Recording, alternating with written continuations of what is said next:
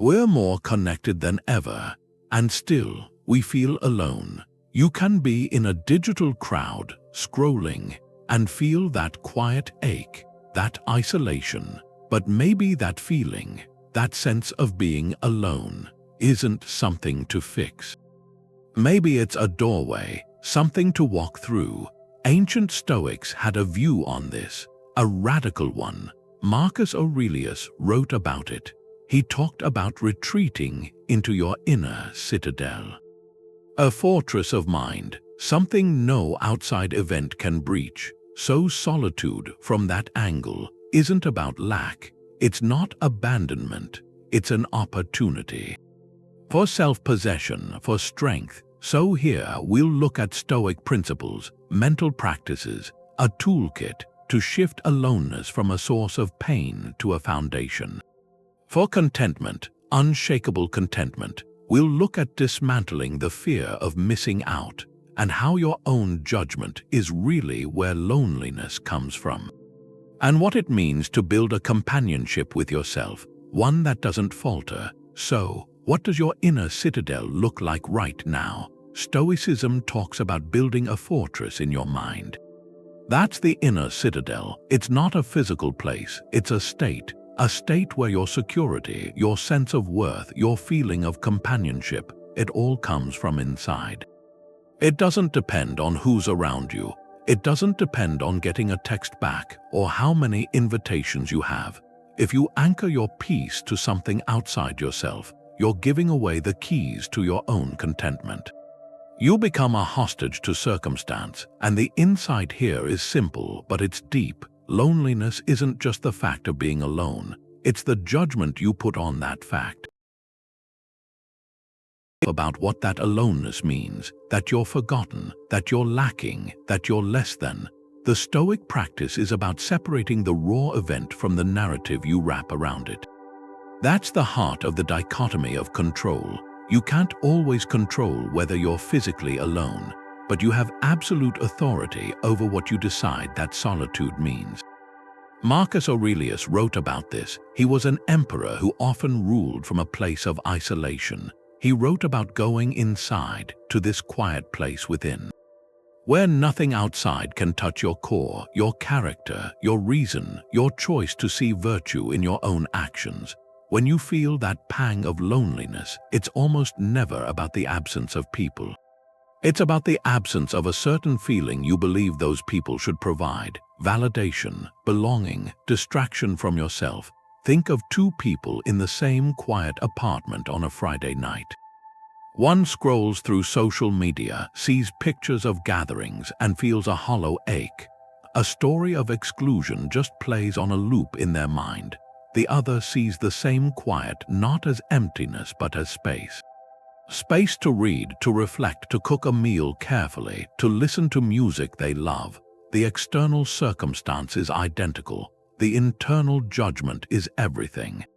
So where in your own life do you look outside yourself for that feeling of completeness? Is it waiting for a certain person's approval to feel confident? Does your mood depend on how busy your social calendar is? Identify one anchor point, one area where you've tied your peace to an external condition. Seeing that tether is the first step, because a fortress built on your own judgment can't be stormed by changing seasons or by a silent phone. What if being alone wasn't just something to get through, but something you could actually value? That's the core of an idea called Amor Fati, a love of your fate. It's not just accepting things, it's actively embracing them, taking everything life gives you, even quiet, even solitude, and choosing to see it not as a problem, but as a necessary part of your path. Friedrich Nietzsche later took up this idea, but it started with the Stoics. It's looking at your life and saying, this too is for me.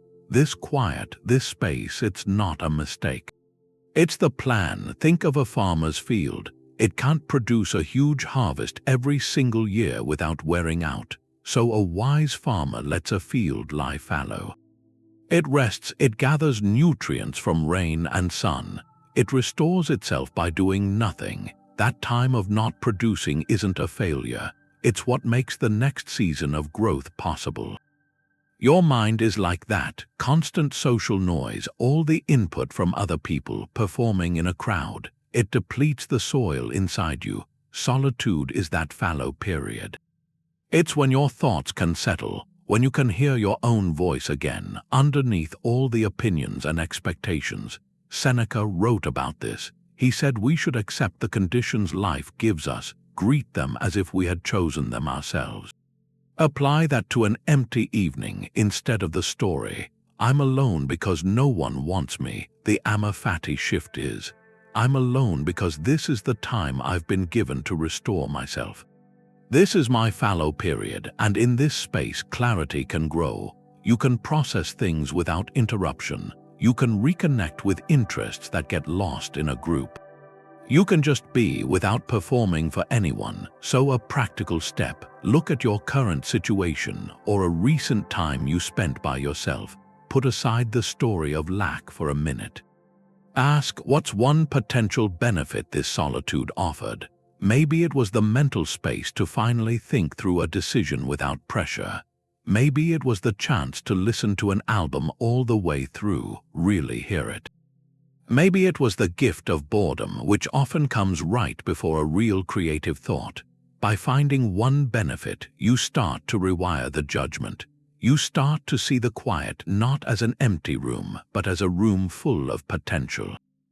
That's how you build an inner strength, not with grim tolerance, but with a kind of grateful welcome for whatever comes. Society calls being alone loneliness. Stoicism calls it liberty. That's the discipline of perception. You catch your first raw impression of something, and you hold it up to the light before you decide it's true. Epictetus said it plainly, we are disturbed not by things, but by the views we take of them. Your phone is silent. That's a thing. That's a fact. The story you tell yourself about the silence, that you're forgotten, that you're not important, that's the view. And the disturbance lives there. This is the ancient root of what we now call cognitive behavioral therapy. The principle is the same. Our thoughts create our feelings. Change the thought, you change the emotional experience. You're not a passive victim of circumstance. You're an active interpreter. So in a moment that feels like loneliness, how does that work?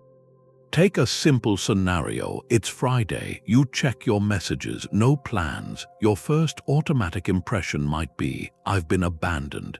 Everyone else is out having fun without me.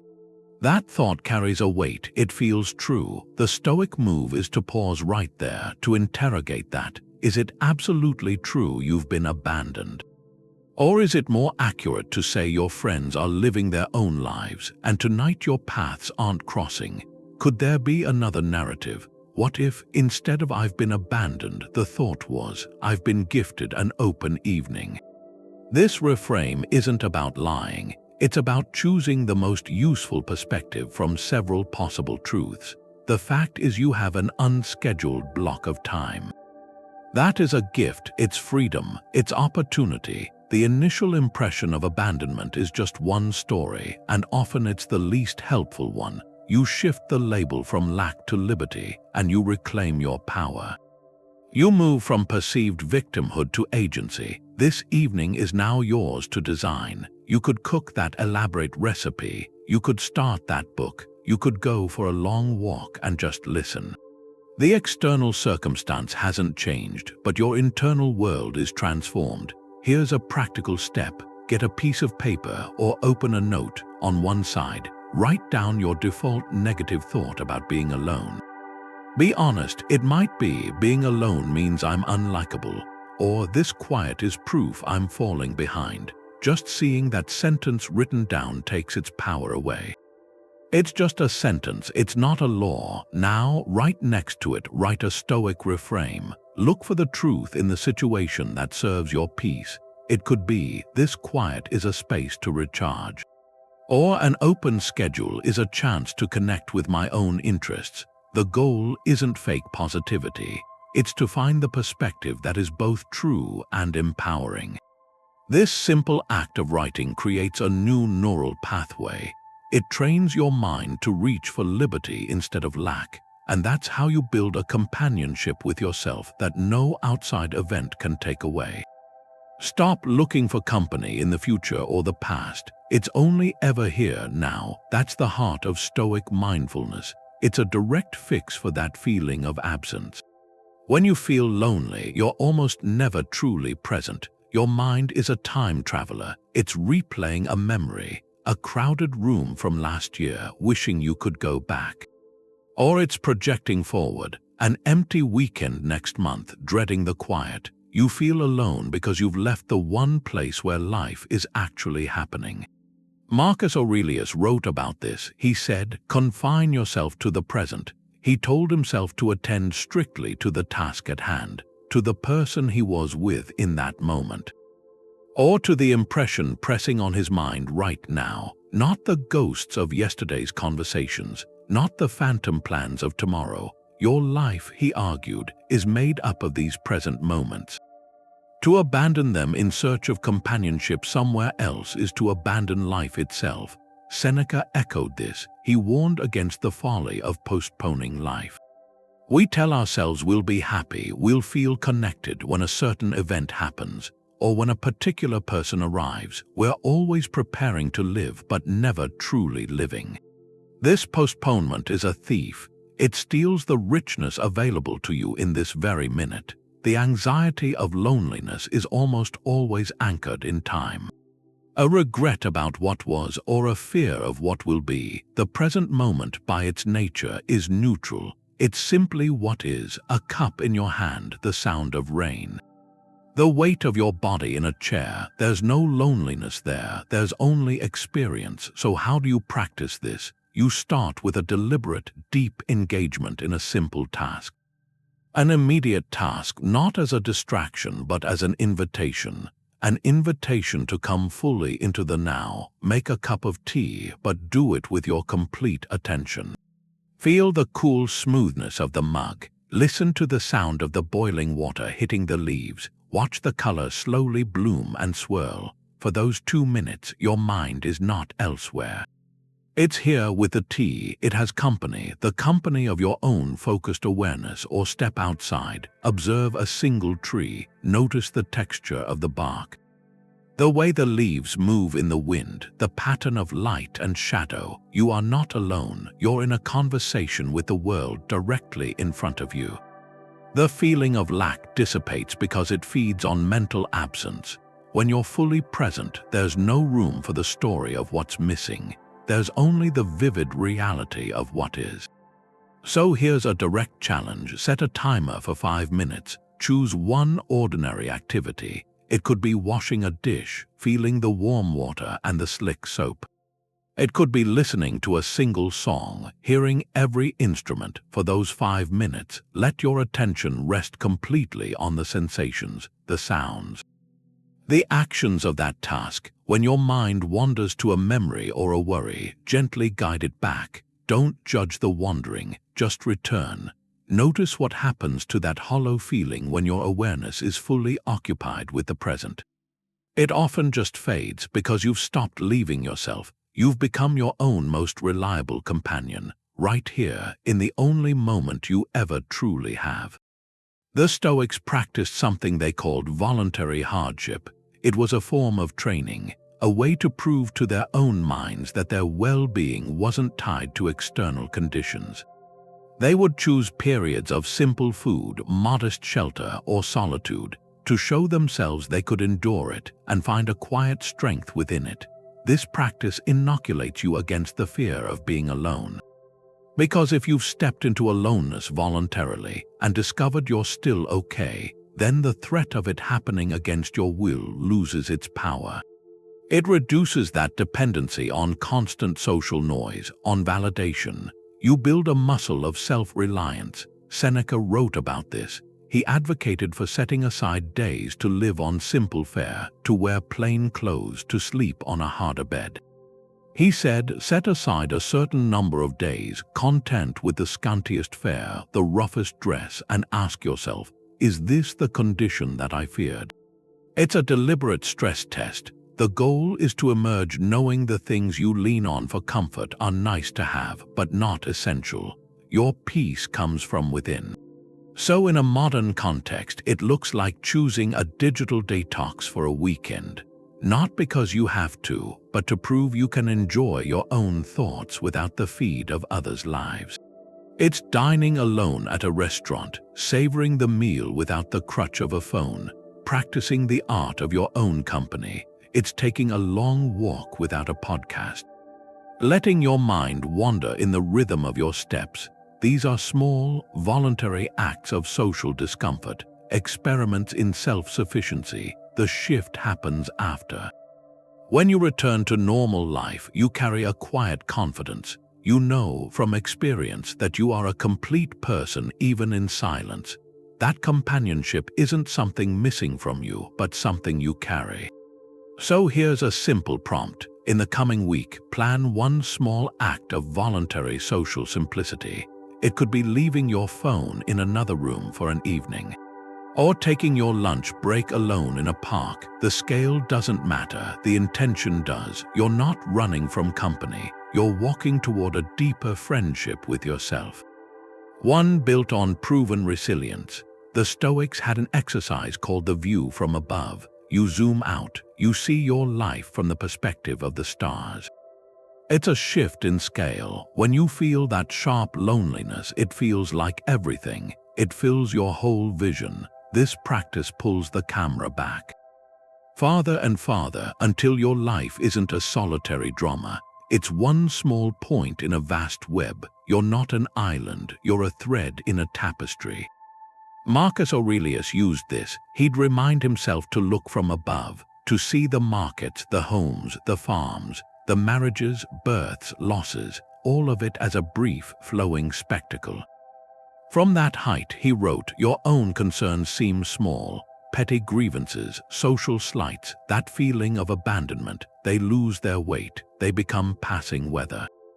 In the life of one person on one planet, spinning in an immense cosmos, he connected this to the Stoic logos, the rational principle of the universe.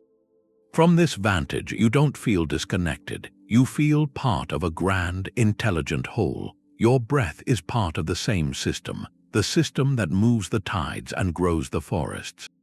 That cosmic belonging can dissolve the petty story of personal loneliness. You can practice it. It's a visualization. You can do it anywhere. Start with where you are. Picture the room, the walls, the objects, then pull the perspective upward. See the building you're in, then your whole street. See the cars as tiny dots. People as small figures, each carrying their own private universe. Keep pulling back. See your entire city, a patchwork of light nestled in the landscape. See the countryside around it, then see the curve of the planet, a blue and green marble in black space. See the thin atmosphere, the moon orbiting. Pull back farther. See our solar system, specks orbiting a distant star, farther still, until our sun is just one star among hundreds of billions in the Milky Way, and that galaxy just one among uncountable others. Now pause. From here, look for the dot that is you. In all that immensity, can you even find it? That feeling of being alone in your apartment, of not having plans. Where is it now? It hasn't been erased, it's been placed, contextualized within something so much larger, and in that vastness you see connection, not separation. The same atoms in your body were forged in ancient stars. The same breath you take circulates through the leaves of trees. You are not apart from the universe. You are an expression of it. Your moment of solitude isn't an error. It is the system, resting, observing, being. So next time that heavy feeling settles in your chest, that isolation, don't fight it, just pull the camera back. Start with your heartbeat, then the room, then the sky. Go as far as your mind can go. The goal isn't to make your problems feel meaningless. It's to make your sense of connection feel infinite.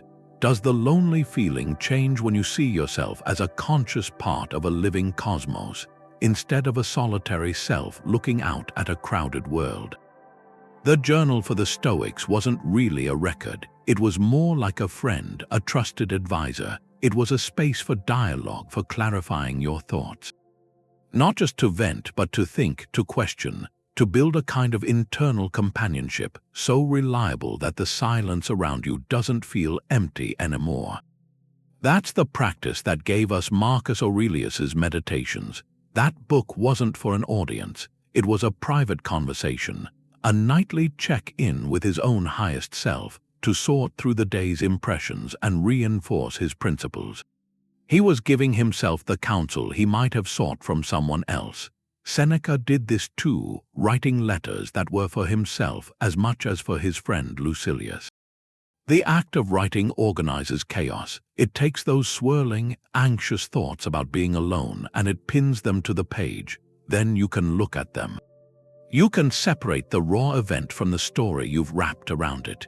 You give your own mind the gift of being heard by the one person who will always be there, you. Think of a tangled ball of yarn. When it's all wound up in your mind, it's just a frustrating knot. But when you lay it out on a table, strand by strand, you can see where it crosses. Where it loops, you can start to untie it. Journaling is that laying out process, the simple act of forming the words, "I felt lonely tonight." It creates a small distance. It objectifies the feeling. It's no longer just you. It's a feeling you're observing, and from that position, you can ask the Stoic questions. What was the triggering event? Maybe it was seeing a social media post. Then, what was my automatic judgment about that? My judgment was that their happiness means my life is lacking. Is that judgment true, or is it just one interpretation? By writing this, you're not just complaining. You're engaging your own reason. You're building a relationship with the wisest, most stable part of you. So here's a practical application from that evening examination Seneca talked about. Tonight, or any night you feel that ache, open a notebook. Start not with "Dear Diary," but with "Dear Self." It's a small shift, but it frames this as a conversation with a compassionate friend. Then use this prompt. What judgment did I make today that made me feel lonely? Write it down plainly. Maybe it was, I judged my quiet evening as evidence of my unimportance. Then write a response from your wiser self. What might Marcus Aurelius say to that? Perhaps your wiser self writes back, a quiet evening is neutral ground. It's space, not a verdict. Your importance isn't measured by an audience, but by the integrity of your own character in this space. This back and forth doesn't need to be long. It just needs to be honest. You're giving yourself the reflection you crave. Over time, this builds a profound inner resource. The page becomes a confidant that never tires, never judges, and always helps you find your own clarity. The loneliness that came from feeling misunderstood by the world begins to fade because you've learned to understand yourself. Remembering you'll die changes time alone. It's not a sentence anymore. It's a gift. That's Memento Mori, contemplating mortality. It's not morbid, it's a focusing tool. A lens, it brings your time into sharp relief. When you know your days are finite, that this breath is one of a limited number, every moment of solitude shifts. It's no longer empty time to be endured. It's a precious resource. It's life itself given to you in a quiet form. Do you want to spend it aching for a different reality? Or do you want to inhabit it fully right now? Seneca wrote about this in his essay on the shortness of life. He argued life is not short, we make it short. We waste it, we lose it to worry, to chasing trivialities, to waiting for some future condition to be happy. He wrote, it's not that we have a short time to live, but that we waste a lot of it. Life is long enough, he insisted, if you know how to use it. Apply that to an evening by yourself. That block of 3 or 4 hours is a piece of your life. A non-renewable piece. The Memento Mori perspective asks you to treat it like a final, limited treasure. So picture 2 possible evenings, both spent alone. In the first, the person feels the quiet as a weight. They scroll through social media, passively absorbing the curated highlights of other lives. Each swipe reinforces a story of lack, of being left out. The hours pass in a dull haze of digital envy and self-pity. That time is gone, spent waiting for real life to begin. Now, the second evening. The person holding that same awareness of life's finitude sees the quiet not as a void but as a blank canvas. They choose to spend that life currency on something that expands them. Maybe they finally open the book that's been on the shelf for months and lose themselves in its ideas. Maybe they cook a nourishing meal, savoring each step as a creative act. Maybe they sit with a journal and reflect on what truly matters, strengthening their inner compass. The external circumstance is identical. The internal relationship to time is everything. One wastes life wishing it were different. The other invests life in making it meaningful. This is the urgent question Memento Mori poses to loneliness. If you knew this was one of your last free days, how would you spend this time alone? The answer that comes up isn't usually about frantic socializing. It points toward depth, toward connection with things that resonate with your soul, reading that moves you, creating something with your hands, a long, thoughtful walk where you truly see the world.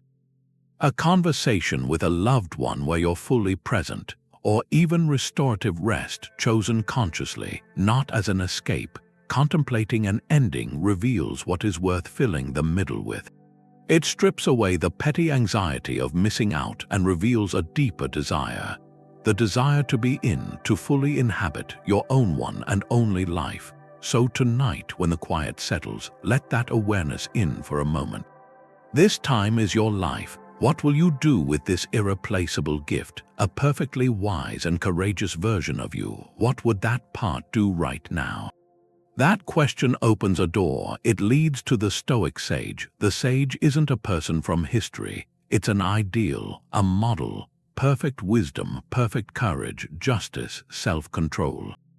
The Stoics used it as a North Star, a compass. When you're alone with no one to mirror, this inner sage becomes your companion. It's a standard to hold yourself to.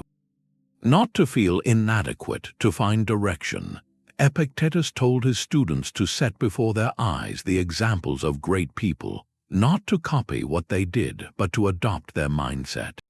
The sage is undisturbed by outside conditions. Their peace comes from living with reason, with virtue. So in solitude, you have this chance to consult that guide. Without other opinions, you can ask, what would the sage think about this quiet? What would they do with this time? The answer isn't self-pity. It isn't frantic distraction. It points toward something constructive, toward calm acceptance, toward deepening your own character. Take a common moment. You're at home, and a wave of loneliness hits. The old story starts playing. The sage, secure in their own virtue, would see this moment differently. They'd see the quiet as neutral space, a space where character can be exercised. They might choose to study, to improve the mind, or practice a skill moving toward mastery, or just sit in calm reflection, observing thoughts without being ruled by them. The sage doesn't flee solitude. They inhabit it fully because their worth is internal. This is a practical tool. In any moment you feel unmoored by being alone, pause. Ask that question, what would my inner sage do right now? The answer shifts your focus from what you lack to what you can build. It turns a passive experience into an active practice of virtue. So take a moment, define this companion for yourself. What 3 qualities would your ideal sage embody in solitude? Maybe the first is calm resilience. The ability to sit with discomfort without needing to escape. The second could be curious engagement, using open time to explore an idea, a craft with genuine interest. The third might be self-compassion, treating your own mind with the kindness you'd offer a friend. These aren't traits you perfect today, they're qualities to reach toward. Each time you choose a wise response over a fearful one, you strengthen that inner companionship. You become, in your own quiet way, a little more like the sage. And you build a friendship with yourself that no absence can break. The idea that you need to be constantly surrounded to be happy is just a story. You can put that story down. This is one of the most freeing tools in Stoicism, cognitive detachment. It's the skill of seeing the narratives our culture sells and choosing not to buy them. Stoics called popular opinion an indifferent. It's not good or bad by itself. It only gets power over your peace if you give it your assent, if you believe it. Epictetus was fierce on this. He said if you wish to be free, never value anything that's in another's power. The opinions of the multitude are the ultimate example. Their story about a successful, happy life, the constant social buzz, the visible popularity, that story isn't in your control, but your agreement with it is. Your freedom is in that gap between the story being told and your silent, internal nod. Here's how it works. You feel a sting on a Saturday morning. You slept in, the apartment is quiet, and a thought floats in. A good weekend is a busy weekend. This quiet is wasted time. That thought feels like your own. But it's not. It's a social narrative you've absorbed. It's the soundtrack of advertising, of sitcoms, of curated feeds. The Stoic move is to catch that thought mid-air. To see it as an external object, to label it, there's the busy equals valuable narrative, I recognize you, and then you make the conscious choice. I do not endorse this. I don't have to believe this story. Your virtue, your contentment, doesn't depend on the volume of your social calendar. It depends on the quality of your character in this quiet room. So you put the story down, you don't fight it, you just stop giving it weight or take another common narrative. Being alone on a Friday night means you are unloved or unwanted.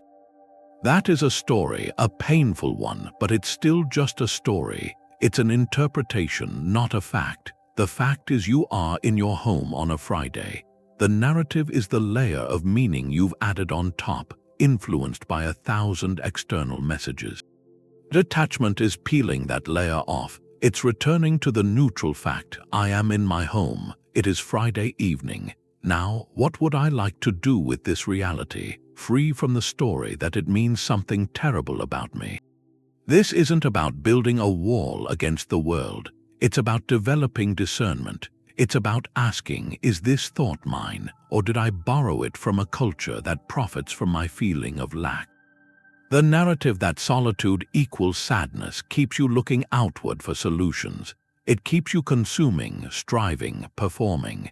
Letting go of that narrative turns your gaze inward to the resources you already have. So here's a prompt. Identify one social narrative about loneliness you've accepted without thinking. Maybe it's that a person eating alone at a restaurant is pitiable. Maybe it's that your worth is tied to how many birthday messages you get. Write it down in simple terms. See it for what it is, a story written by others that you've been carrying. And just for today, experiment with putting it down. Walk through your hours without that weight. Notice what fills the space when that old, familiar story is no longer playing. Stoic gratitude goes beyond what you have. It's also about the context that lets you have it, even silence. We usually thank the obvious things, the people, the events. Stoicism asks you to go deeper, to be grateful for the conditions that make your life possible. The air, the ground, and the quiet around you. This gratitude is a defense. A defense against feeling a lack. When you're lonely, your mind lists what's missing. Gratitude flips that. It forces your attention to what's present, to the benefits inside a situation you might see as a problem. Marcus Aurelius started his days like this. He wrote down what he was thankful for, not big achievements. Foundational things. He thanked his body for being healthy. He thanked his teachers. He thanked the nature around him. He even thanked the gods, or the rational order of things, for the day's specific challenges.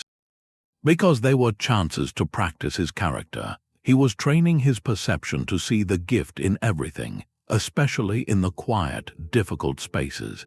Apply this to a solitary evening. The automatic thought might be, I have nothing to do, no one to see. The gratitude reframe asks, what does this nothing allow? What does this quiet make possible? It allows for uninterrupted thought. It gives you autonomy. You can do exactly what you want without compromise. It offers time. Time is the most precious resource, and here it is, pure and unclaimed. Listing these benefits isn't pretending solitude is a party. It's honestly acknowledging its utility.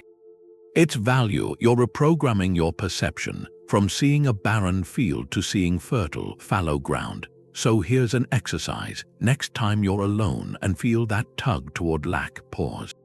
Take out your phone's notes or a journal. Title it, Gifts of This Silence. Then list 3 concrete things this quiet allows. Be specific. It could be, this quiet lets me hear the rain against the window, a sound I usually miss. Or, this autonomy lets me eat dinner at 8:15 just because I feel like it. Or, this time lets me finally sketch out that idea in my head. The items don't need to be profound.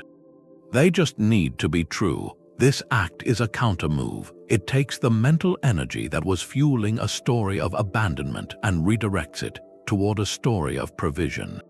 Now, as a final prompt, voice or write one genuine thank you for your current aloneness. It doesn't have to be out loud, just form the thought. Thank you for this space to stretch out my thoughts. Thank you for this hour of peace after a noisy day. Thank you for this chance to simply be without an agenda. Feel the subtle shift when you offer thanks instead of resistance. The condition hasn't changed, but your relationship to it has. You've moved from seeing yourself as someone deprived of company to someone entrusted with a quiet gift. And that changes everything. The Stoics practiced something called Premeditatio Malorum. It means the premeditation of adversities. It's a mental drill. A rehearsal. They didn't wait for loneliness to hit them. They'd rehearse it in their minds first to take away its power. Seneca told his friend Lucilius to do this.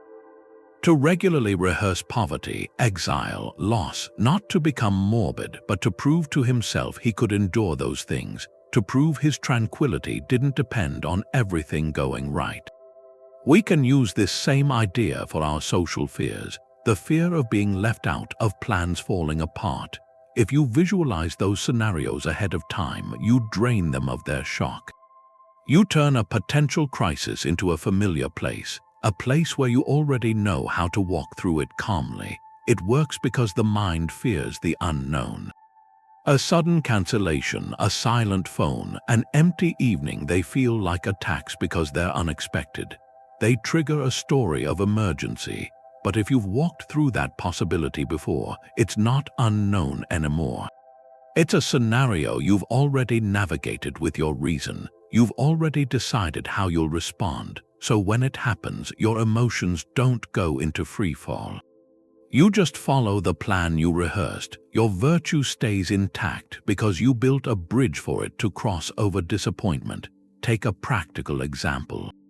Say you have tentative plans for this weekend. You're looking forward to it, but there's some anxiety. What if it gets cancelled? What if people flake? Instead of letting that anxiety buzz, you do a brief premeditation. You close your eyes. You visualize getting the message that the plans fell through.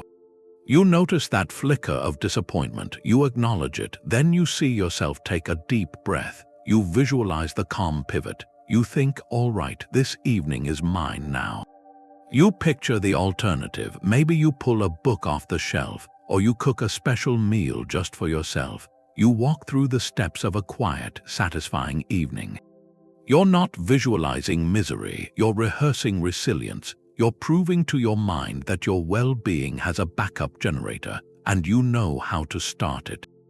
This rehearsal does something profound. It cuts the automatic link between an external event and an internal catastrophe. The event might still happen, but the catastrophe is now optional. You prepared a different script, so think of one upcoming social thing that carries a hint of anxiety. A party where you might not know many people. A date just hoping a friend will call. Now take 2 minutes. Premeditate the version where it doesn't go as you hope. See the disappointment arrive. And then see yourself not crumbling but calmly turning toward a different, still virtuous path. What does that path look like for you? By walking it in your mind first, you aren't inviting trouble. You're building a confidence that no change in the social weather can break your peace.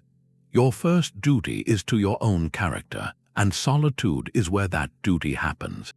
It's not a suggestion. For the Stoics, it was an imperative. The only true good is virtue, wisdom, courage, justice, self-control. You can't build those in a crowd. You can't refine your principles while performing for an audience. That work needs quiet. It needs a kind of attention you only get when you turn away from the world and look inward. Epictetus was clear on this. He said we're entrusted with the care of our own mind, our own ruling faculty, above everything else. To neglect that care is the greatest failure.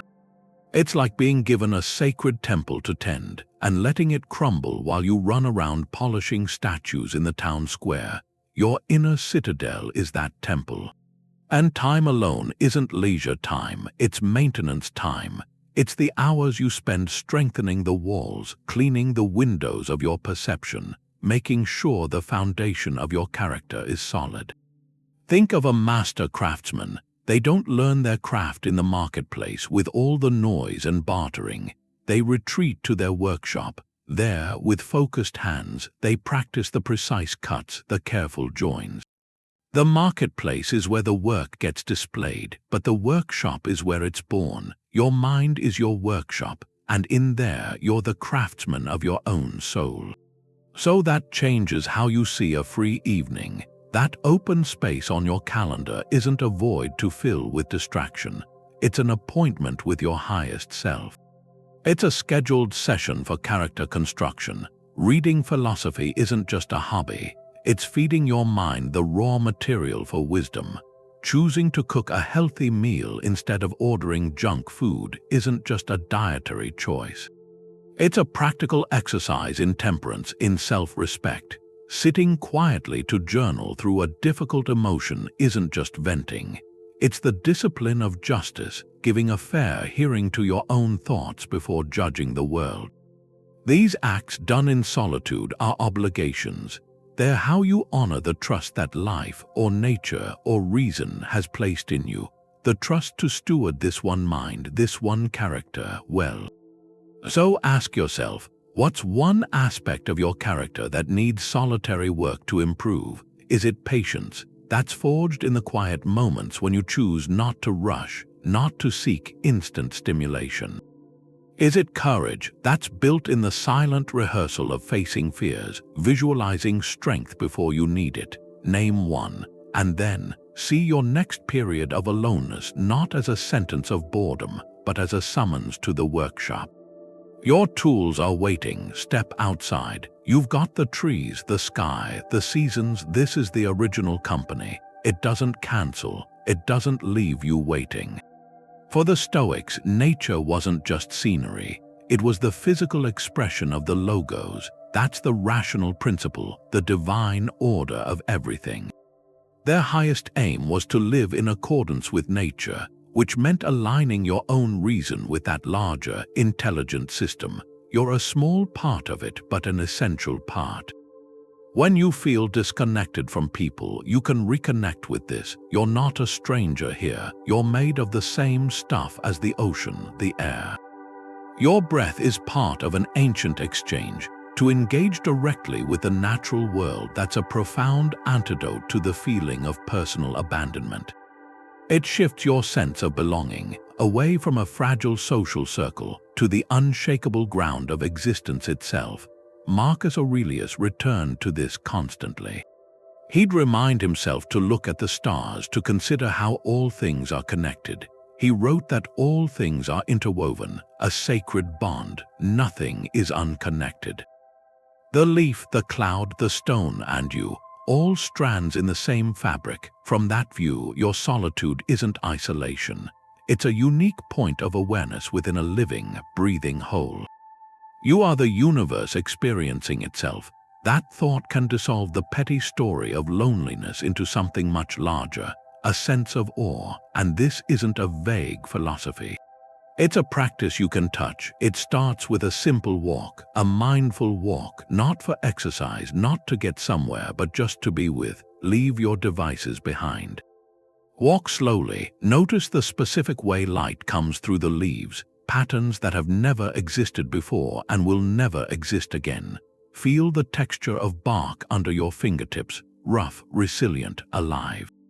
Listen to the wind not as background noise but as a voice. It has nothing to say and everything to convey. Or just sit under the open sky. Watch the clouds form and dissolve. They're a perfect lesson, impermanence and beauty, asking for nothing from you. In these moments, you're in direct conversation with the Stoic logos. You're witnessing the virtue of the cosmos, its order, its creativity, its relentless, generous being. And by witnessing it, you remember you're made of the same principles. So here's an invitation, a small voluntary hardship of presence. Sometime in the next day, give yourself 10 minutes. Go outside, anywhere there's a patch of sky or a single tree. Leave your phone inside. For those 10 minutes, your only task is to observe. Pick one thing, a blade of grass, a cluster of rocks, the movement of branches. Study it like a scientist from another world, seeing it for the first time. Notice its color, its shape, how it interacts with the air or the earth. When your mind wanders to a social worry, gently guide it back to the details in front of you. This isn't an escape, it's a homecoming. You're practicing the art of belonging to a world that is always here, always offering its silent, steadfast companionship. Does the quality of your quiet change when you remember you're never truly alone, that you're surrounded by an ancient, intelligent family? The Stoic sage is content with very little. Not just in possessions, but in entertainment, in validation from outside. It's temperance, but for your emotional life. It means you don't need constant social stimulus to feel okay. Seneca wrote about this. He said our cravings are a kind of slavery. What we call wealth, social wealth here, it can be a new kind of poverty if you depend on it. The person who needs a crowded room to feel alive, who needs a stream of messages to feel valued, they've given up their freedom. Their inner state is tied to the inbox, to the calendar. Real wealth is needing very little from outside to feel whole. It's a self-sufficiency of the spirit, and that translates directly to now, to all the digital noise. Every notification, every scroll through a feed, it's a small hit of validation or distraction. We're used to this constant, low-grade social stimulus. We mistake it for connection, but like any stimulus, you build a tolerance. You need more to feel the same effect, and without it, you feel withdrawal. That withdrawal feels like loneliness, but it isn't. It's the ache of a dependency. Stoic simplicity is about curating that input. It's a digital minimalism for your soul. Not rejecting people, but choosing the quality of your mental environment, turning down the world's volume so you can hear your own thoughts. Think of your mind as a clear pond. Constant social input, the news, updates, comparisons, it's like throwing pebbles in the water. The surface is always disturbed, rippling. You can't see your own reflection. Contentment with little is letting the pebbles settle, letting the water become still. In that stillness, you see yourself. You find you are enough without the ripples of external approval. Your resilience grows because your peace isn't tied to the next pebble. So a practical step, a modern application. This week, identify one source of social noise you can reduce. It doesn't have to be a purge. Could be turning off non-essential notifications for 2 hours each evening, or the first hour of your day as a quiet hour before checking any feeds. Or choosing one platform to not open for 2 days. The goal isn't to become a hermit. The goal is to create a deliberate space of quiet, to prove to yourself you can be in that space and not just endure it, but find a quiet satisfaction there. What small, clear area could you create in the noise this week? Seeing others together can sting. Stoicism doesn't deny that. It gives you a tool. You can take that feeling and forge it into fuel. That sting, that pang, when you see friends laughing in a picture or a couple walking hand in hand, it isn't just pain, it's information, it's a signal. And the signal comes from your own values. The Stoic move is to catch that signal, to decode it, before it turns into a story about your own lack, because envy at its core is a judgment. You've looked at someone else's experience and you've judged it as a good that you are missing. Epictetus was clear on this. We are not disturbed by events. We are disturbed by our judgments about them. The event is a group of people smiling in a photo. Your judgment is that their joy means your solitude is a failure. That judgment is the source of the disturbance, not the photo itself, so the work happens there. In the space between the event and your conclusion, you have the power to choose a different judgment. One that serves your growth instead of your sorrow. Here's how. When that feeling arises, pause. Instead of spiraling into a narrative about what you don't have, ask a deliberate question.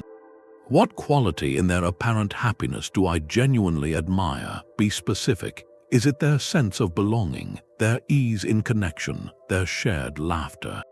Now follow the Stoic thread. That quality you admire, belonging, ease, joy, these are internal states. They are forms of virtue or the fruits of virtue. You cannot control their gathering, but you have absolute authority over cultivating those very qualities within yourself. So redirect the energy. The envy is a spark. Use it to light a fire under your own character development. Ask, how can I cultivate that virtue in myself independently? If you envy a friend's social ease, your work isn't to get more invitations. Your work is to practice conversational courage in your next interaction, however small, to practice self-acceptance so you feel at ease in your own skin, with or without an audience. If you envy the deep connection you perceive in others, your task is to cultivate the virtue of being a good friend to yourself first, to listen to your own thoughts with patience and kindness. Take a practical example. You scroll past a post of colleagues at a dinner you weren't invited to. The old story screams, I'm excluded, I'm on the outside. The Stoic method interrupts that. You acknowledge the sting, then you interrogate it. What do I see there that I value? I see camaraderie, shared professional respect. Okay, how can I build my own sense of camaraderie and self-respect? Right where I am. Perhaps you decide to reach out to one person this week for a genuine, work-related conversation. Not for networking, but for connection. Or you dedicate an evening to mastering a skill related to your work, building your own professional self-respect. You've transformed envy from a poison that attacks your peace into a compass that points toward your own unmet potential. So here is a reflective prompt. Think of a recent, specific pang of envy related to social life. It doesn't have to be huge, just a moment where seeing others together triggered that hollow feeling. Now, gently analyze it. What was the specific quality you felt you were missing? Name it. Was it security, fun, acceptance? Then, extract one personal virtue you can work on from that name. If it was security, the virtue might be building inner fortitude. If it was fun, the virtue might be cultivating your own capacity for lightheartedness. The envy showed you what you value. Now go build that value from the inside out. You're never really alone if you have a book. You've got the best minds in history right there. It's a different kind of connection. It's not about being in a room with people. It's about being in a room with ideas. For the Stoics, reading wasn't a hobby. It was communion, a dialogue across centuries. Seneca wrote about this in his letters to Lucilius. He said the writings of great philosophers were constant companions. He felt their presence. He would walk with them, discuss with them, take in their wisdom as if they were right there, guiding him. He called them his friends. And in his solitude, he was never friendless. He had a council of the wisest souls who ever lived, all there on his shelf. That changes the quality of your alone time.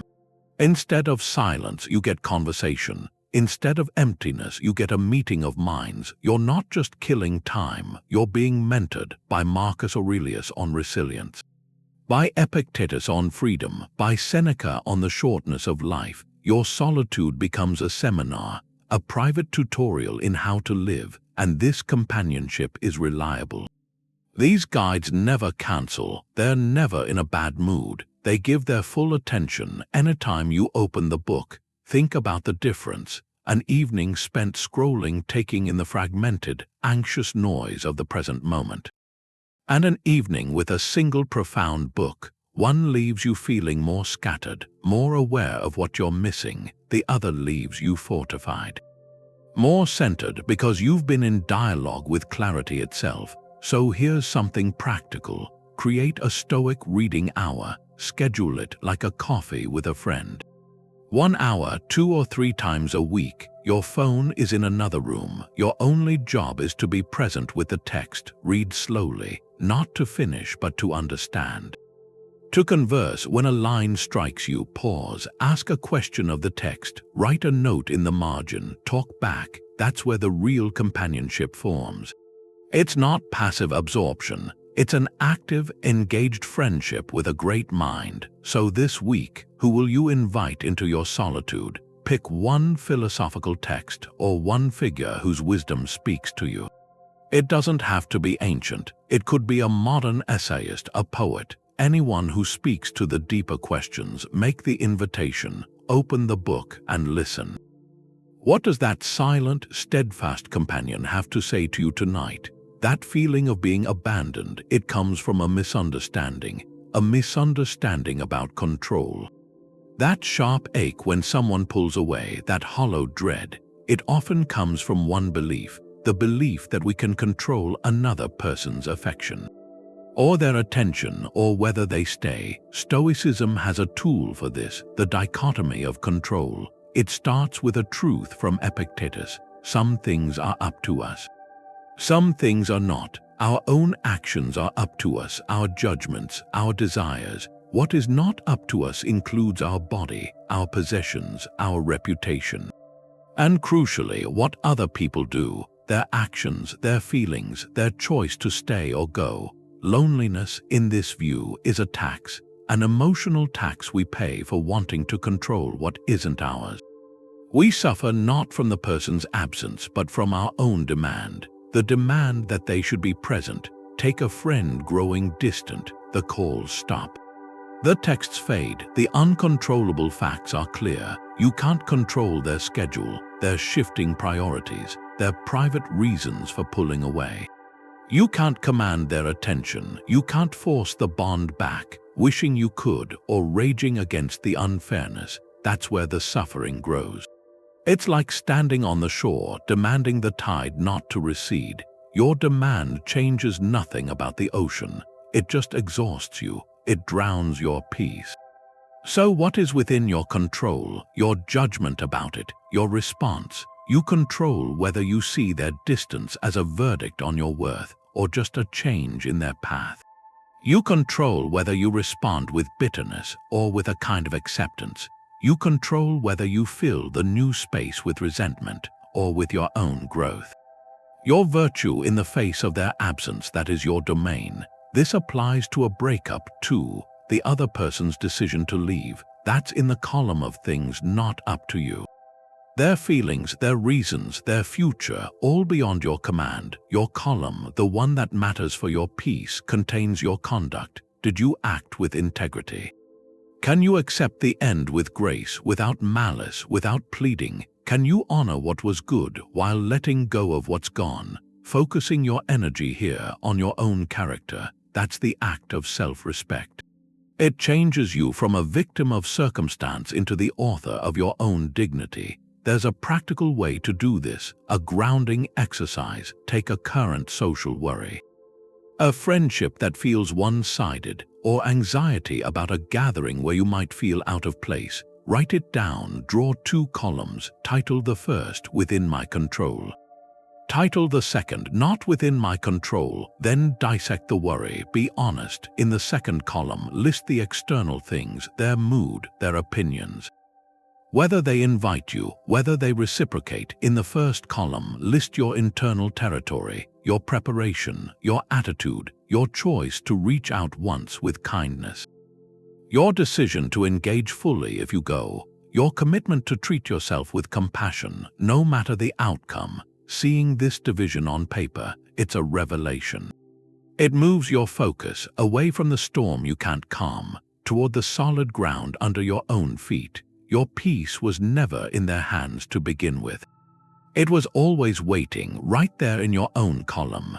We run from silence because we're afraid of what we might find. Stoicism says to sit with it, to discover who we are. Modern life is just distraction, notifications, music, podcasts, screens. We fill every empty second. A quiet room feels like a vacuum, and nature hates a vacuum. So we fill it, but maybe that vacuum isn't empty. Maybe it's full of something we've been avoiding. Our own thoughts, unresolved conversations, quiet regrets, whispers of what we actually want. That internal noise is the real lonely feeling. It's not the absence of other people. It's the presence of an unsettled mind, a mind chattering with unmet desires, social comparisons. Real companionship with yourself doesn't start with more activity. It starts when that chatter settles, when you can sit in the quiet and not feel desperate to escape. Marcus Aurelius wrote about this. He called it a place you can retreat into anytime. He said people look for retreats in the country, by the sea, in the hills. But you can retreat into your own soul. Nowhere is more peaceful, less crowded. In there, he found a profound stillness, a stillness that isn't passive.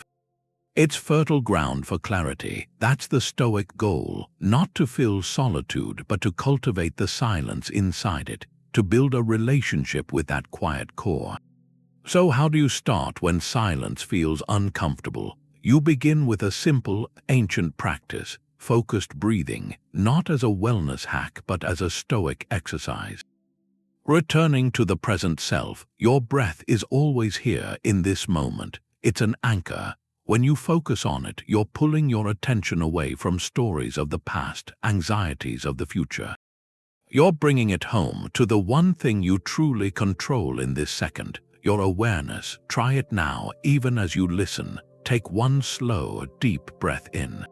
Feel the air fill your lungs, then release it slowly. In that brief pause at the end of the exhale, there's a point of pure stillness. That's the doorway. You don't need to sit cross-legged for an hour. Start with 3 minutes. Set a timer. Sit comfortably. Close your eyes if you want. Your only task is to observe your breath. The sensation of air moving in and out. Your mind will wander. It will race to a worry, a memory, a to-do list. That's normal. The practice isn't to stop thoughts. It's to notice when you've been carried away and gently guide your attention back to the breath without judgment. Each return is a repetition, a mental rep. You're strengthening the muscle of your attention. You're practicing the Stoic art of confining yourself to the present. In that present, there's no story of loneliness.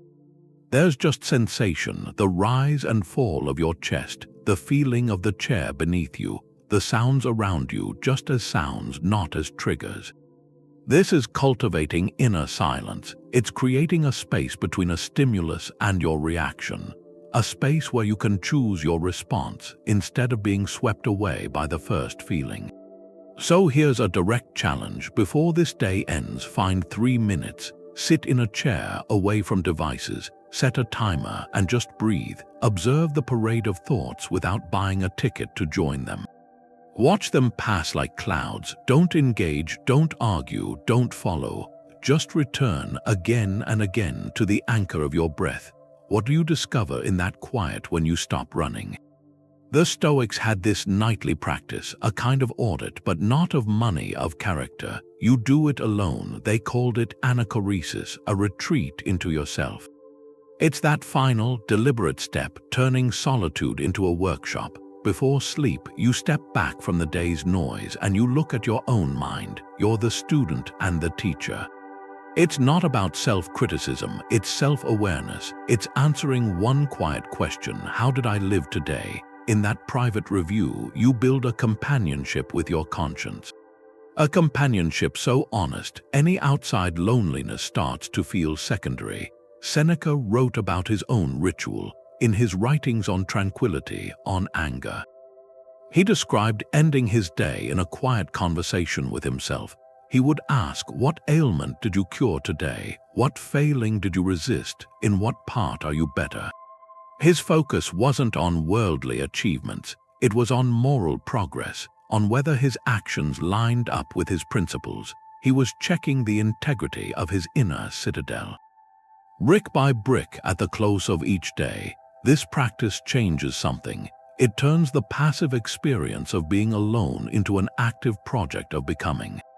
The evening quiet becomes a courtroom. You're the witness, the defendant, and the judge, and the only law is your own virtue. Did I act with courage where I felt fear? Did I choose justice over convenience? Did I meet a social slight with wisdom or with reactive anger? You review not to punish but to understand, to see where your judgments led you astray and where they held firm. There's a simple way to start, a 3-question template for your own nightly retreat. First, ask, what judgment did I make today that caused me distress? Pinpoint the moment. Maybe you felt excluded and judged that as a personal failure. Just noting that link between the event and your interpretation that weakens its power. Second, ask, where did I act in alignment with my values, even in a small way? Maybe you spent a free hour reading instead of scrolling, exercising a bit of self-discipline. Acknowledge that. Third, ask, what's one lesson I can carry into tomorrow? Keep it small. A lesson might be, my peace is more stable when I don't check social media first thing in the morning. This ritual takes a few minutes, but its effect is profound. It turns the solitude of your bedroom into the most meaningful meeting of your day, a meeting with the person whose opinion matters most. You're cultivating an inner confidant, someone reliable, perceptive, wholly invested in your growth. So tonight, before sleep, give yourself this retreat. Find a quiet moment, ask those 3 questions of your day. Pay attention to your relationship with your own solitude today. Did you see it as an enemy or as an opportunity? Did you fill it with anxiety or did you find a moment of peace within it? Just observe without judgment. This nightly conversation is how you build a friendship with yourself. A friendship no outside event can ever take away. See people as fellow travelers, people you can exercise your virtue toward. That's a fundamental Stoic shift. It changes the whole purpose of connection. You're not approaching others to fill a void inside. You're approaching them as a chance to express your character. Your kindness, your patience, your fairness, and your fulfillment comes from that act of giving virtue, not from the reaction you get. It's a shift from need to service. And in that shift, a kind of freedom is born. That desperate energy needing others to like you, to approve of you, to make you feel whole, it just evaporates. Because your wholeness isn't the goal of the interaction anymore. The goal is the virtuous action itself. Marcus Aurelius reminded himself of this constantly. He wrote about dealing with difficult people as a form of training. He said, when you wake up, tell yourself the people you meet today will be meddling, ungrateful, arrogant, dishonest, jealous, surly. They are like this because they can't tell good from evil, but you have seen the beauty of good and the ugliness of evil. So when you run into one of these people, you can say, here is another of the same kind, but you won't be surprised, you won't be harmed because you exist for your own sake. Not to serve as a spectacle for their errors. His point wasn't to be cynical.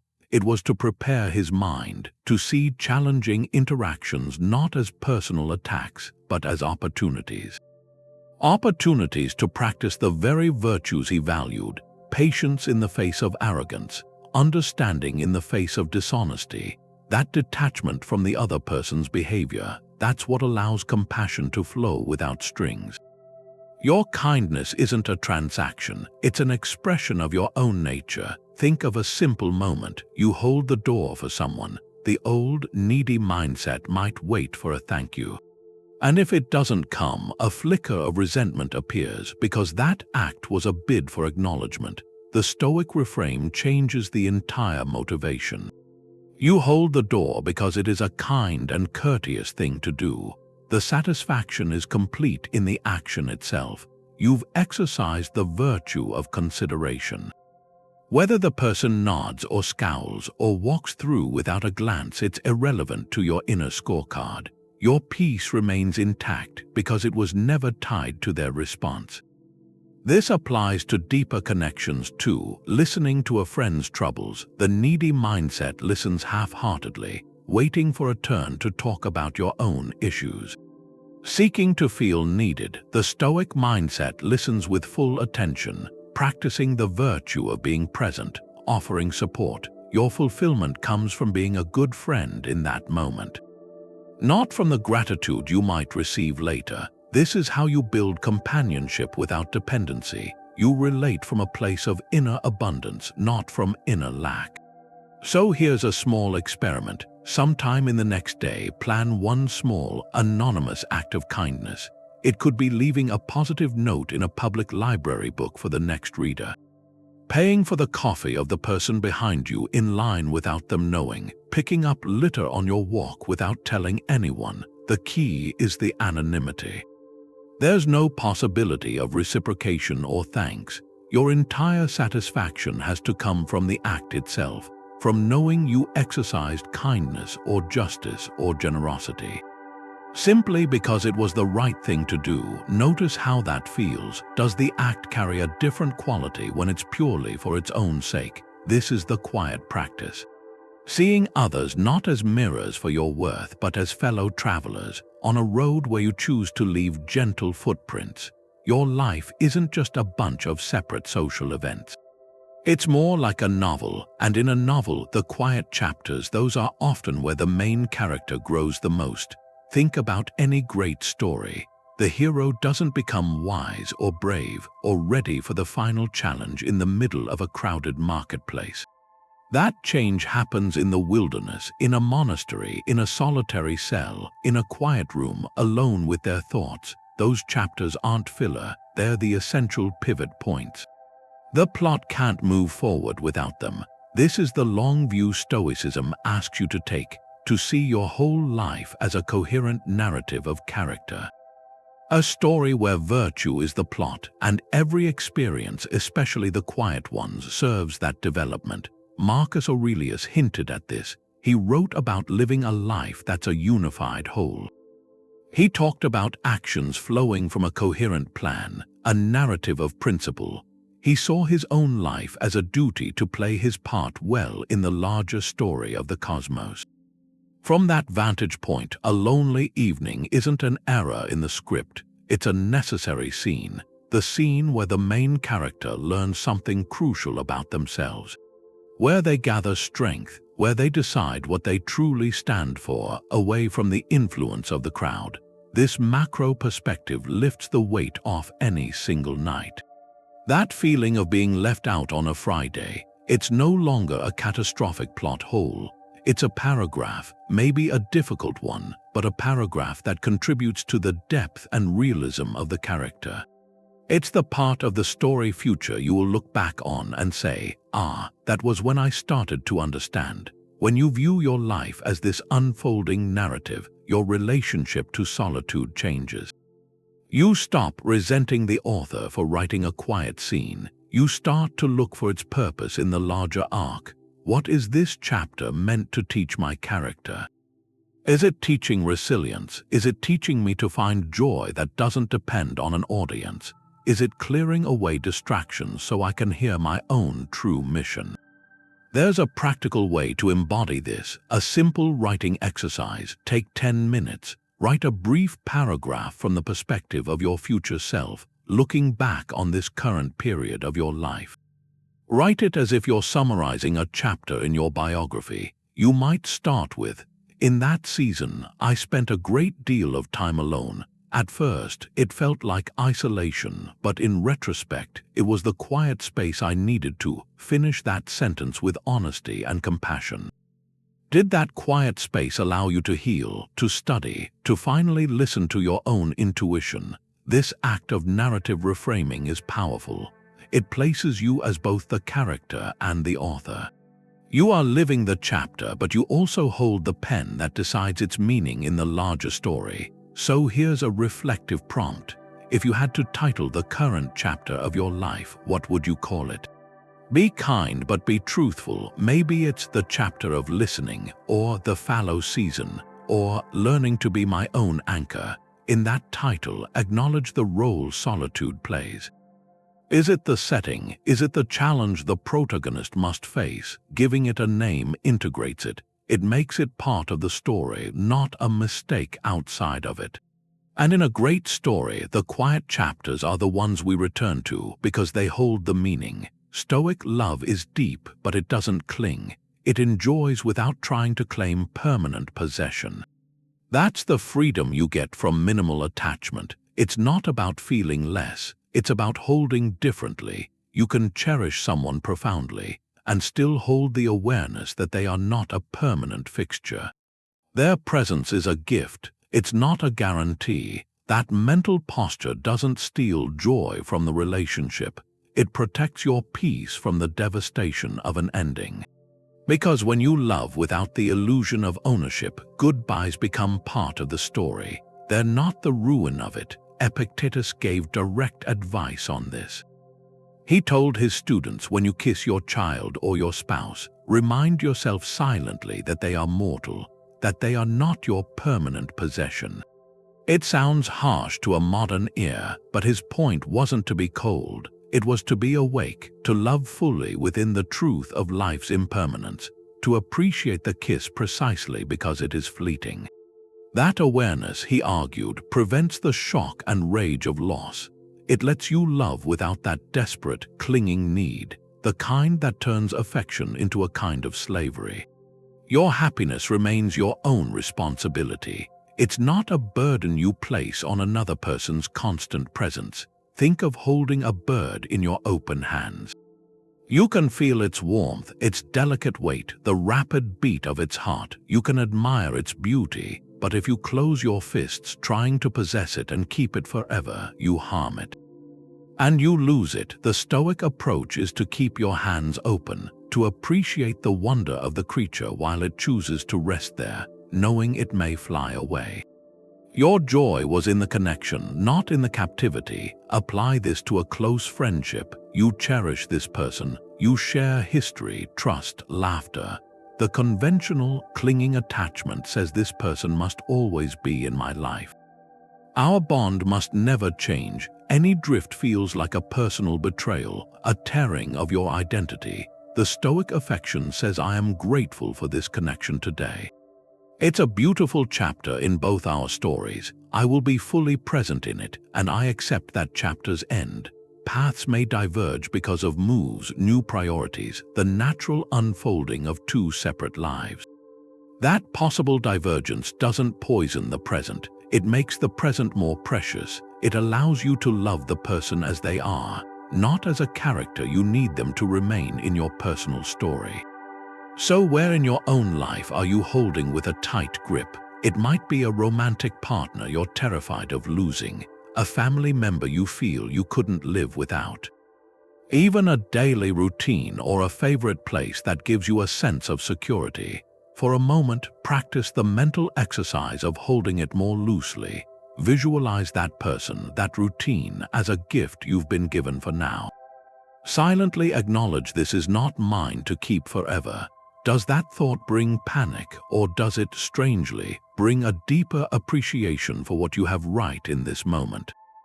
That's the subtle shift from a love that fears loss to a love that is free, because it has already accepted the terms of life. Loneliness can feel like a ghost. Just a presence in the machine, a strong, disciplined body gives that ghost a home, something firm to inhabit. It takes that floating feeling and roots it in something solid, in you. The Stoics saw this. They taught that philosophy wasn't just for the mind, it was for the whole person. Their ideal was a sound mind in a sound body. Not for athletic glory, for moral fitness.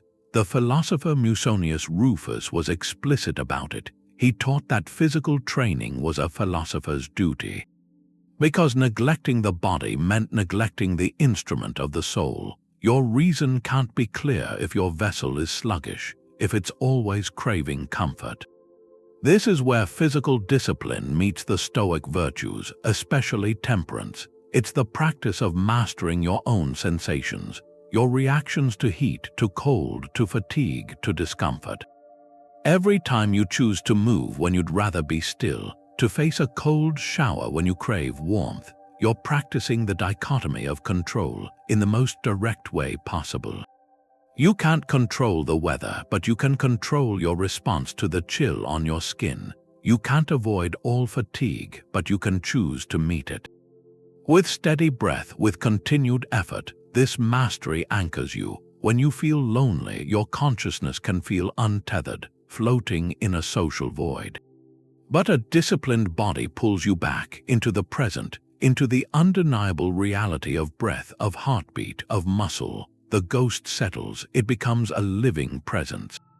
So you can reframe that daily workout, that brisk walk, that moment of cold water. See it not as a chore for vanity, but as a Stoic exercise, a practice in enduring voluntary hardship. To prove your self-sufficiency, each step on a run is a repetition, a mental rep for focus. You're not running away from loneliness, you're running into your own capacity for endurance. The burn in your muscles isn't just fatigue, it's a signal that you are here, fully inhabiting your physical self. There is no abstraction in a deep squat. There is only weight, balance, breath. In that focused moment, the story of social lack has no room to breathe. You are too busy being alive in your animal body. So here's a practical invitation. Choose one physical activity today. It could be as simple as a 10-minute walk, or a series of stretches, or holding a plank for 1 minute. The activity itself doesn't matter, the intention does. Perform it with full, mindful attention. As you move, feel the sensations, the ground under your feet, the stretch in your hamstrings, the air moving in and out of your lungs. When your mind wanders to a social worry, gently guide it back to the physical feeling. Your aloneness in this moment is not an empty space. It is an embodied presence, a body that carries you, that breathes for you. That is your constant companion from your first cry to your final breath. How does the quality of your solitude change when you feel it not as a missing of others, but as the profound presence of yourself? FOMO is that anxiety. It's preferring someone else's imagined present to your own real one, and Stoicism addresses that restless feeling when you see a glimpse of a gathering you weren't part of. The itch, it isn't about the event itself, it's about the story you tell yourself about the event. The story says something better is happening somewhere else, and my absence from it is a personal failure. That narrative is where the pain comes from, not the party. Stoicism asks you to look at that judgment, to examine it with honesty. Is it true that something categorically better is happening, or is it just different? Your mind, in its fear, paints this perfect picture of the alternative. The laughter is constant, the conversations are deep, everyone belongs, but that picture is a fantasy. It's a highlight reel, stripped of all the mundane moments. The awkward silences, the small frustrations that are part of any gathering. You're comparing your full reality with its quiet, its imperfections, to a polished illusion. And you'll always lose that comparison. Seneca saw this as a kind of self-impoverishment. He wrote that we are always preparing to live, but never living. We let the present slip away. We're preoccupied with the future. We abandon the tangible reality right in front of us to chase a phantom of a better time, a better place. This chasing, he argued, is what makes life feel short, unsatisfying. We are never truly here. We are always mentally there, in that idealized place. And in doing that, we starve ourselves of the only life we actually have. Your reality is this room, this breath, the weight of the device in your hand. The specific quality of the light through the window, the quiet hum of the refrigerator. This is your domain. This is the raw material of your life right now. The party you imagine is a vague collection of assumptions. You have no control over its dynamics, its conversations, its outcomes, but you have absolute authority over what you do with this quiet. This space, this moment, investing your mental energy in a fantasy is like sending your most valuable resources to a foreign country, a country where you have no citizenship and no rights. You get nothing back but a receipt for your own distraction. So here's a practical step. The next time you feel that tug of FOMO, maybe from a social media post, a passing thought, stop. Don't fight the feeling, acknowledge it, then perform a reality check. Look around you, name, out loud if you can, 3 concrete, sensory details of your current reality. Say, I see the deep blue of the mug on my desk. I feel the soft texture of this blanket. I hear the distant sound of a bird calling. This act does something. It grounds your awareness back into the tangible world. It pulls you out of the abstract, comparative mind and into the present. Your imagined alternative has no such details. It's a blur of noise and light. Your real present is specific, textured, and yours. By affirming it, you reclaim your attention. You choose your real life over a phantom. And in that choice, the anxiety of missing out loses its power because you are no longer missing yourself. To create something is to have a conversation with yourself. A deep one, and then you leave a record of that conversation in the world. That act, that's a Stoic practice. It's taking the inner citadel, your own private fortress of thoughts, and giving it a shape outside of you.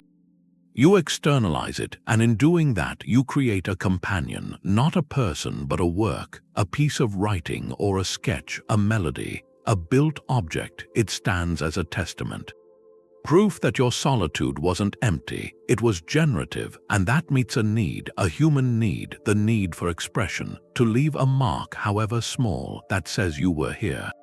That you saw things this way. It turns time alone from a vacuum, something to fear, into a studio, something to cherish. The Stoics didn't write manuals on painting, but their core idea supports it completely. Live in accordance with your nature, and human nature is rational, social, creative. We have these faculties. To observe, to reason, to make, to let them lie dormant is to live against your design. Marcus Aurelius kept reminding himself to use his tools. Your mind is a tool for perception. Your hands are tools for action. To create is to use both together. It's an active meditation, a way to examine your impressions by giving them a form. When you feel a swell of emotion you can't name, picking up a pencil and letting lines flow onto paper, that's inquiry. You ask, what does this feeling look like? Is it sharp? Is it soft? Is it a knot? You're not just expressing, you're understanding. You're engaging in the Stoic discipline of assent, deciding which internal impressions are worth giving substance to. Think of it like this: your inner life is a river, constantly flowing with thoughts, feelings, memories. Most of the time, you just stand on the bank. Watching the water rush by, it can feel overwhelming, lonely. A creative act is dipping a cup into that river. You pull out a single cupful, you hold it. You look at it closely, you shape that water into something: ice, steam, a tiny vessel. For a moment, the endless flow has been captured, examined, honored. That cupful is your drawing, your paragraph, your clay pot. It's a focal point. It gives the formless a form, and suddenly, you're not alone with the chaotic river. You're in dialogue with the water you chose to hold. So how do you start if you don't consider yourself an artist? You begin by divorcing the act from the goal of excellence.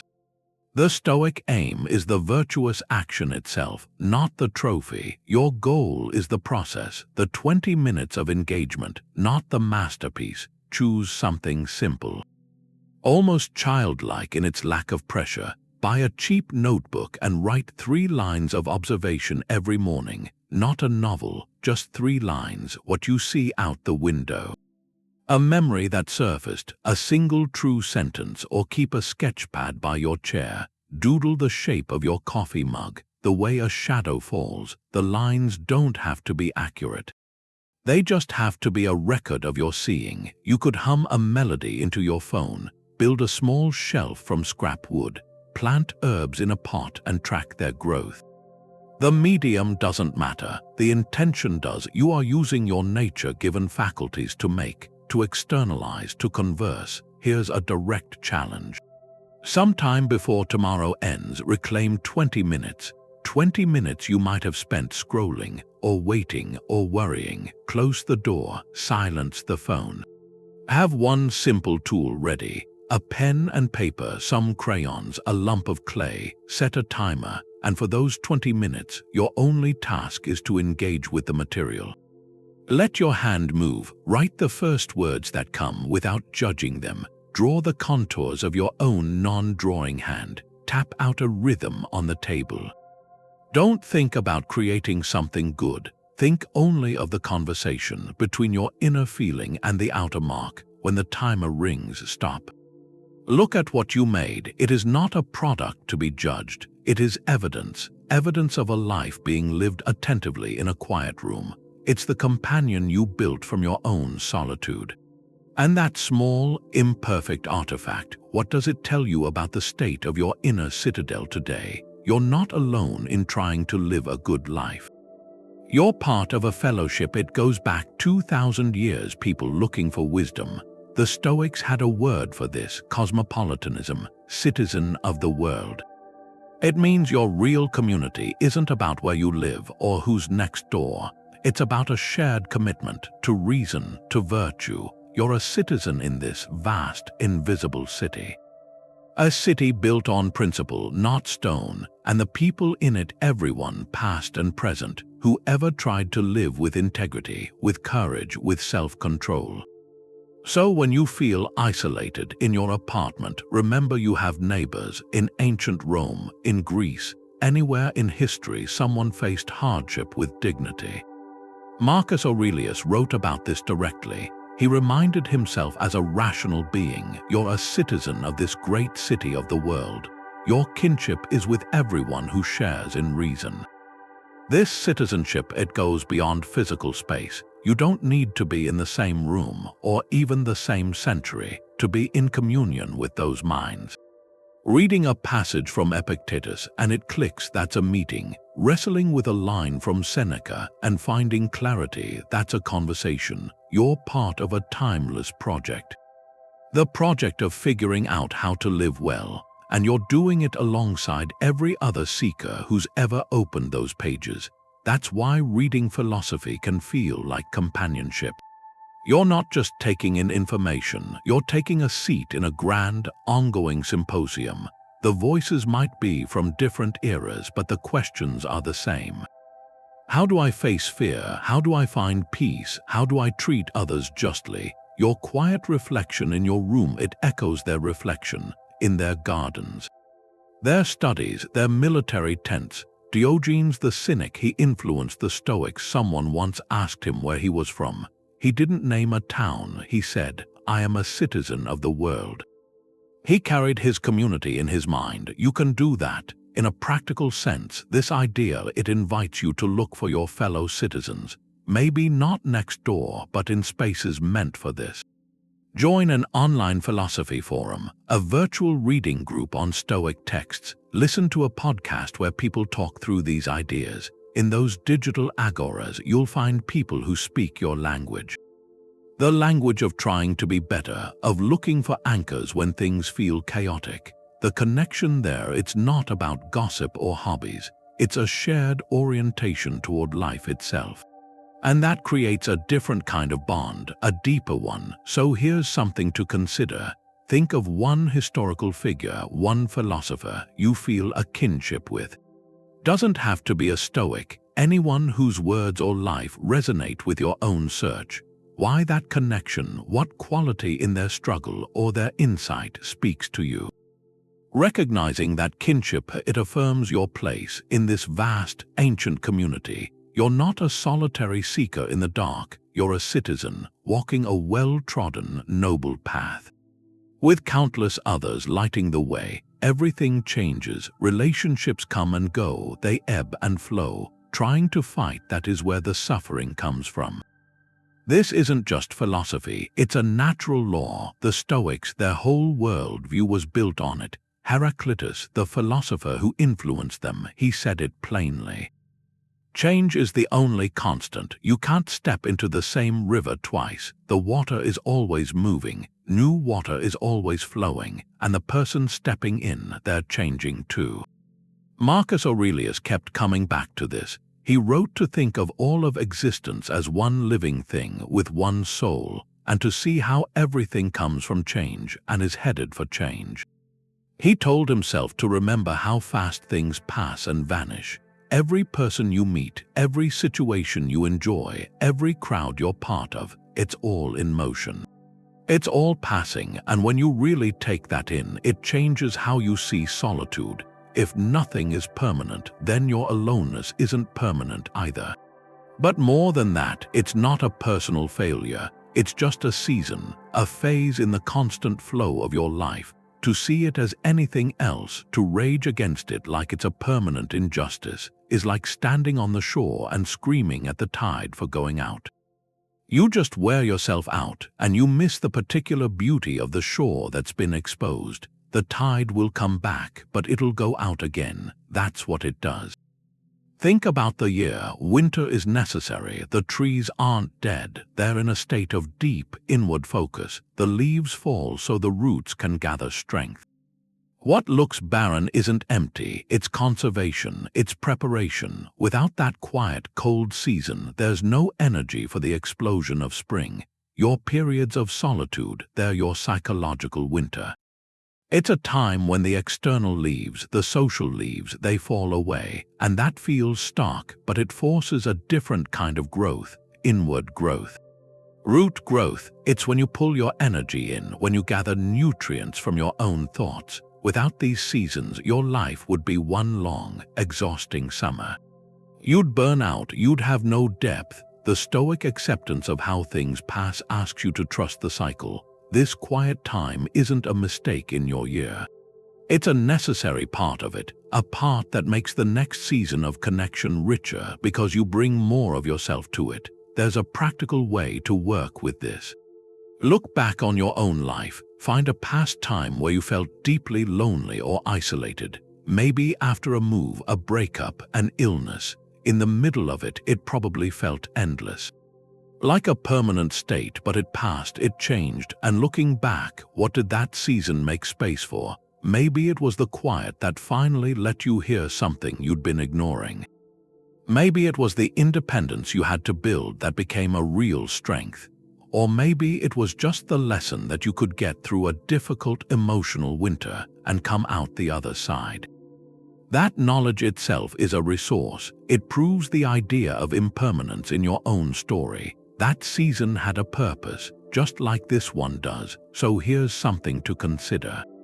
Take a quiet moment, think of that past season of loneliness without judging it, just acknowledge it, then finish this sentence for yourself. That difficult time, though I wouldn't choose it, ultimately created space for fill it in honestly. Space for self-reliance, for a new interest, for a crucial decision. By seeing the purpose in a past winter, you can start to look at your current quiet differently. What might this necessary fallow period be preparing in you? The answer usually only shows up when you stop fighting the season and start listening to what it has to teach.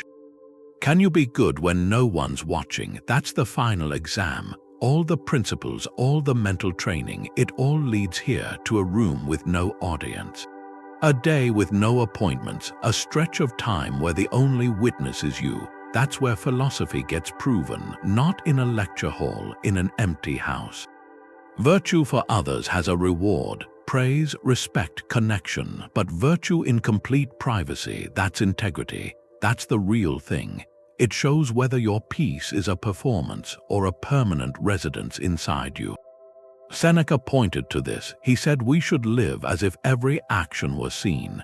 But he also said the true test is when we believe we're unseen, when the curtains are drawn and the social stage is empty.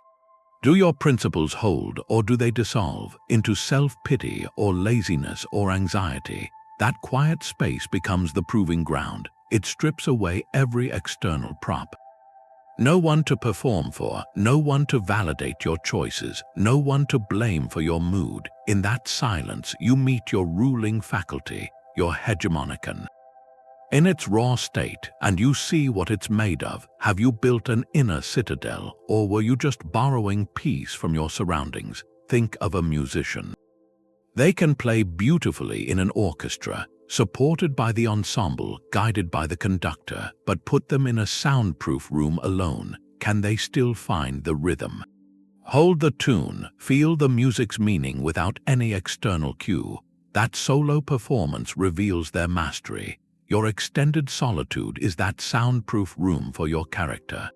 It's where you play the music of your principles without any accompaniment. So here's a practical application, a personal experiment. Design your own Stoic solitude day. Treat it not as a sentence of boredom, but as a deliberate laboratory, a 24-hour period, or even a full waking day, where you commit to being alone with intention. This isn't about hiding from the world, it's about engaging with yourself, applying every tool we've discussed without a single crutch. Start with perception. Upon waking, you'll likely face the first impression, a thought that the day ahead is empty, lacking. Catch that judgment, reframe it. This day is not empty. It is full of potential for practice. It is liberty, not lack. Move to mindfulness in every simple task, making coffee, washing a dish. Practice full presence. Let your awareness rest completely on the sensations, the actions, banishing mental time travel. Exercise gratitude. List the specific gifts of this quiet. The autonomy, the clarity, the deep rest for your social mind. Perform your duty to your character. Choose activities that strengthen virtue. Read for wisdom. Create something for expression. Move your body for discipline. Practice voluntary hardship. Maybe take a cold shower. Eat a simple meal. Sit with a moment of restlessness without reaching for your phone. When a wave of loneliness arises, don't distract yourself. Sit with it, interrogate it, use the view from above. See your small day on this small planet. And feel your connection to the vast, intelligent cosmos. Journal in the evening, not as a diary, but as a dialogue with your inner sage. Ask, how did I live today? Where did my judgments lead me astray? Where did I choose the virtuous path? The goal of this day is not to achieve perfect happiness. The goal is to observe. To prove to yourself through direct experience that your well-being is an inside job, that you can be the source of your own companionship, your own guidance, your own peace. So what would your Stoic solitude day look like? If you were to design this personal exam, what one principle would you most want to put to the test? In the quiet laboratory of your own company, the inner citadel is built quietly, judgment by judgment. It's not a finished fortress, it's a daily practice. Seeing solitude not as a void but as a workshop for your character. We've looked at the Stoic tools, the discipline of perception. It untangles the raw fact of being alone from the story of abandonment. Then the power of the present moment, anchoring a wandering mind back into the vivid reality right here, and the duty to your own soul that transforms empty time into an appointment with your highest self. This philosophy doesn't ask you to stop wanting connection. It asks you to redefine where your most essential companionship lives. It lives within, in the unshakable friendship you build with your own reasoned mind. Being alone is a neutral space, an open field, and you decide what you plant there. You can plant anxiety and watch a forest of loneliness grow, or you can plant virtue. You can plant curiosity, self-respect, a calm attention to the world, and watch a different landscape emerge, one of resilience, deep-rooted peace. Marcus Aurelius offered a light for this. He wrote, "The happiness of your life depends upon the quality of your thoughts. Your aloneness isn't the architect of your suffering, your thoughts about it are. And you hold the tools to reshape those thoughts, to see the quiet not as a sentence but as a sanctuary." Epictetus echoed this. He said, "No person is free who is not master of themselves." Your ultimate freedom isn't found in a crowded calendar. It's found in the mastery of your inner world, in the ability to be content with your own company. To find in solitude not a punishment but a privilege to know yourself, to strengthen yourself without any outside applause. So this is an invitation to stop seeing aloneness as the enemy and to start seeing it as the raw material for a life of unshakable inner strength.